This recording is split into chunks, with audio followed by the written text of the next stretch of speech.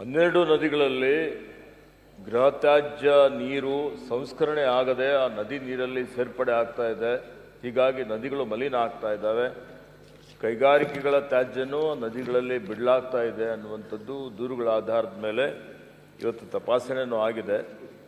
ಅದರಲ್ಲಿ ವಿಶೇಷವಾಗಿ ಗೃಹ ತ್ಯಾಜ್ಯ ಏನು ಬಿಡಲಾಗ್ತಾ ಇದೆ, ಸುಮಾರು 30 ಸ್ಥಳೀಯ ಸಂಸ್ಥೆಗಳು ಅಲ್ಲಿ ಬರ್ತವೆ ಆ ಭಾಗದಲ್ಲಿ, ಈ 12 ನದಿಗಳನ್ನು ಸೇರಿಸಿಕೊಂಡು. ಈ 12 ನದಿಗಳು ಇವತ್ತು ನಮ್ಮ ಕರ್ನಾಟಕ ರಾಜ್ಯದಲ್ಲಿ ಅರ್ಕಾವತಿ, ಲಕ್ಷ್ಮಣ ತೀರ್ಥ, ತುಂಗಭದ್ರಾ, ಭದ್ರಾ, ತುಂಗಾ, ಕಾವೇರಿ, ಕಬಿನಿ, ಕಾಗಿನ, ಕೃಷ್ಣ, ಶಿಂಷಾ, ಭೀಮಾ, ನೇತ್ರಾವತಿ, ಈ ಎಲ್ಲ ಕಡೆ P1, P2, P3, P4, P5 ಎಲ್ಲ ತಪಾಸಣೆ ಆಗಿದೆ.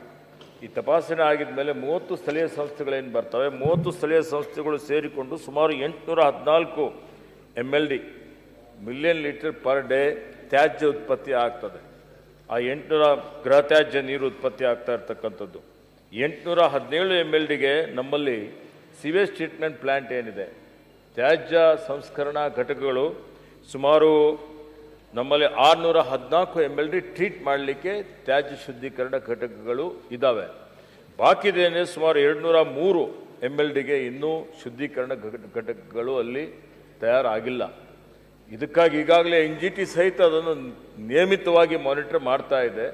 ಮತ್ತೆ ಉತ್ತರ ಕರ್ನಾಟಕ ನ್ಯೂಸ್, ಇದು ಕನ್ನಡದ ಉಸಿರು.